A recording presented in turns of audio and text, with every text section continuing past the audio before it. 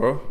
How you doing? Man. Yeah, I'm good, man. I'm good. How are you? Yeah, I'm good. Do you want to introduce yourself? Yeah, so my name is Billy, aka Willen, and yeah, I do creative direction, styling, personal shopping, anything I can get my hands on that's creative, I'm down. Amazing, man. Amazing. So we've known each other. How many years has it been now? That's 3, 4. Yeah, about 3-4 years now. It's crazy. All from Instagram. Yeah, all from Instagram. My first London friend. Yeah, man. We go way back now. And I think we kind of I guess vibed because you were creative, I was creative, and yeah, you kind of showed me the ropes. But do you want to just explain to everybody how you got into, I guess, fashion and yeah? Yeah, no worries. So like with me, fashion's always been something that I hate the term passionate about, passion for fashion, but you know, it is what Shout out Navinda. Yeah. But it is what it is on the tin, if that makes sense. Like from young, as far as I can remember, like it all started with sort of having like a sneaker obsession. My parents were like, you can tell a lot by a person's shoes, so that's when it all started to click for me. And I was about like 13, 14, so I remember trying to save up my pocket money to get the latest pair of sneakers. For example, I bought a pair of TNs that 50 Cent was wearing from the video In the Club. So yeah, that's where it all started basically. And then I was just trying to rock stuff, trying to express myself. And then all of a sudden people started asking me like, where did you get this from? I like what you're wearing. So I thought, you know what, we can make something out of this. Like, it's something I like to do. Can we make money from it? Obviously at 13, I wasn't really thinking that way, but it kind of put me on a trajectory where I thought, you know what, this is what I want to do and this is where I want to go. Hey, Great Minds viewers. Today, I just want to give a massive shout out to our incredible sponsor, Pieri. If you're looking for a creative studio for your next project, then well, look no further. Pieri offers a fantastic range of spaces, including photography studios available to rent by the hour. Whether you're a photographer, videographer, all-round creative, or just someone looking for an inspiring space, Pieri has you covered. Check them out online, use the discount code below, and thank you very much, Pieri, for supporting the Great Minds series. Yeah, nice. I think we've all had like a style evolution, and do you think you've come to your final character, so to speak? Because I feel like I'm still evolving all the time, and from when I look back 10 years ago, I'm like, yeah, I've come a long, long way, but even now I'm still. Do you feel like you found your style? And for me, I think I found the foundations. I know what like works for me and what doesn't, but I think saying something's complete when it comes to style, I don't think that's necessarily the case. I think you're always evolving, like you said, like you always jump onto something else, or you find something else that you like and you start incorporating that into sort of like your style and your fundamentals, and then building from that. So I think even to when I'm 60, hopefully I'm still dressing good, but I feel like I have the foundation, so it's just build on it constantly, and then forever just trying to find my true style. And I like the fact that you'll never reach that, because then it gives you room to grow and appreciate other style, other pieces, and sort of incorporate that into your wardrobe. How do you think that translates then when you work with clients? 'Cause obviously your personal experience with fashion, and you've done a lot of work recently with Bape. Yeah. How do you think that's helped you with that creative direction moving forward? For me, I feel like I draw inspiration from a lot of people or a lot of things. I feel like I'm a bit of a chameleon, if that makes sense. So like I feel like I can morph into different sort of personas to fit what, for example, a client wants, be like a brand or someone I'm doing sort of personal shopping for, styling. But then I'm able to sort of incorporate my own sort of flavor to it as well. So for me, if I can draw inspiration from things and incorporate myself into it as well, then I'm happy. Yeah, it's always nice when you can add a bit of yourself into something. I think, you know, working on creative projects, it's not always the case, and it can be a bit frustrating. So let's talk about like maybe a 5-year plan. Where do you see yourself going? Who do you see yourself working with? Who's your dream client? So yeah, 5-year plan. For me, that's rough. Yeah, That's have to be 5 year. It's fine. For me, I've come to a point where I'd need to be working for myself and having sort of that would, what's the word I'm looking for? Autonomy. I can't think. Autonomy. Yeah, that's the word. Yeah. That's the word. Autonomy. and being able to control how I do things and how I see things, and sort of pushing that forward to sort of clients. I think you need to realize your own value and what you bring. So like if a client's coming to you trying to hire you for a project, for example, they're coming to you for you.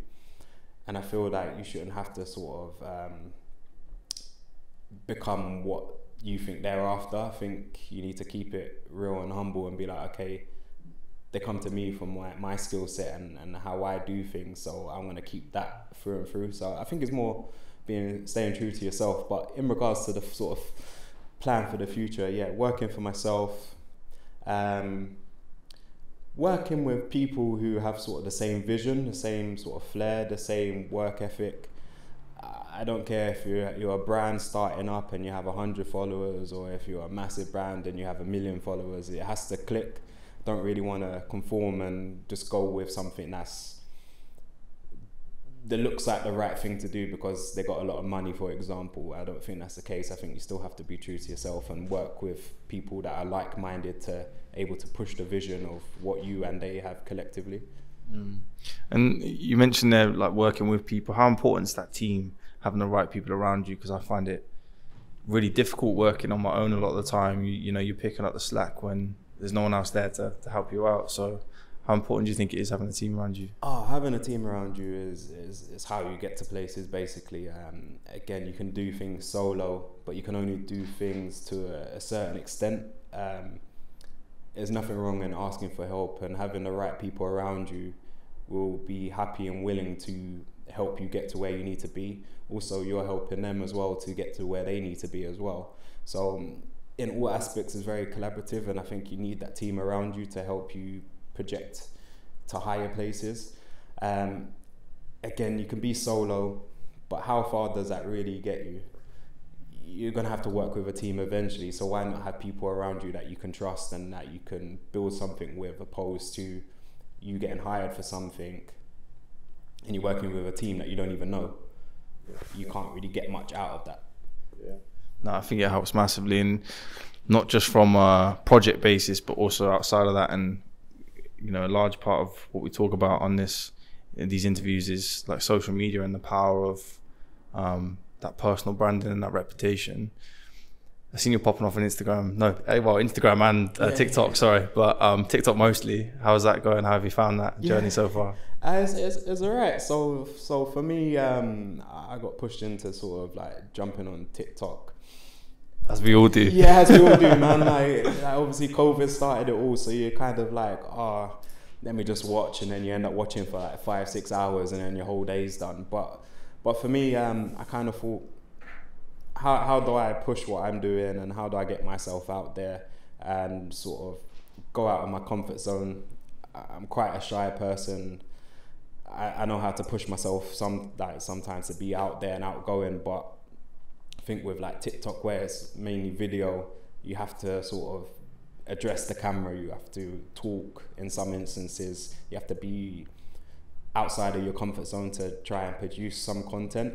Whereas Instagram, like, anyone could just take a picture and then post it, but there's no substance behind it, I feel, at the moment. Whereas TikTok, there's a lot behind it.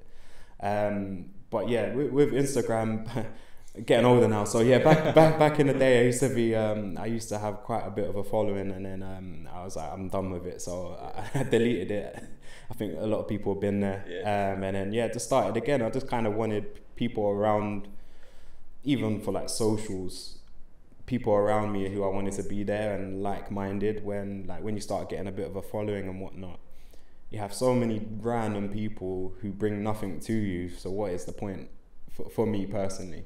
Yeah, no, I completely agree, and I think so many people want to be great now without doing something great, and I think that's 100%. A different in our generation, is that, you know, we look at some of the greatest creative directors, they don't really care about their own personal brand as such. They care about what they're building and what they're putting out to the world, and I think it's really important. Yeah, 100%. Interrupting the interview to shout out sponsor Pieri. Pieri offer spaces a bit like this for creators. You can book on an hourly basis, and thank you Pieri for sponsoring the Great Minds episode, Billy Rainford. Cool, bro. So do you want to just tell us about some of your influences, favourite brands? Yeah, what you're currently on right now? Yeah, no worries. So, in the most humblest way, I think I influence myself. For me, more in the I can elaborate. So more in the terms of I draw inspiration from a lot of things. Like, for example, I might see someone just walking down the road and they might have like a cool piece on, like a cool pair of jeans or something, and then I see it and I'm like, okay, how do I get that, and also how do I make it myself, my own?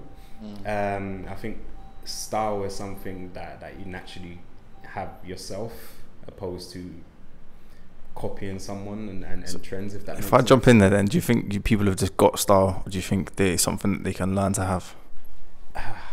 It's a tricky question. I think you have these people who are just naturally gifted in the terms of this style. Like they can rock anything. They rock a bin bag and it looks different level. Whereas I think some people can learn to have style, but I think that's more trend based.